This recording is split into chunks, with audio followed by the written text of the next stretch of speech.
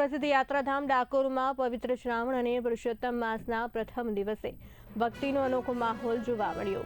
શ્રી રણછોડરાયજી મંદિર ખાતે કાળિયા ઠાકોરના દર્શન અને મંગળા આરતીની લાભ લેવા વહેલી સવારથી જ હજારો શ્રદ્ધાળુઓ ઉમટ્યા। શ્રાવણ માસ દરમિયાન કાળિયા ઠાકોરની મંગળા આરતી સવારે 6:45 કલાકે શરૂ કરવામાં આવે છે, જ્યારે અન્ય મહિનાઓમાં આરતી આશરે સવારે 7:15 કલાકે યોજાય છે। પવિત્ર શ્રાવણ માસમાં ભગવાન રણછોડરાયજીના દર્શન માટે ડાકોરમાં ભક્તોની ભારે ભીડ જોવા મળી।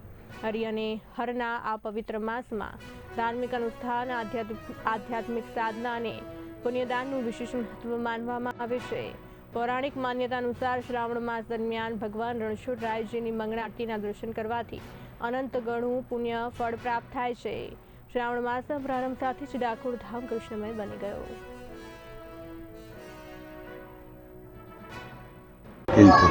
અને છેલ્લા 60 વર્ષથી ડાકોરમાં નિયમિત રીતે હું આવું છું અને નિયમિત રીતે ભગવાનના ચરણમાં હું તુલસી ચડાવું છું। છેક મને ચરણમાં જવાનો લાવો મળે છે, એટલે ખાસ મુંબઈથી અહીંયા આવું છું। શ્રાવણ મહિનો છે અને શ્રાવણ મહિનો અતિ પવિત્ર, અતિ ભક્તિભાવવાળો છે।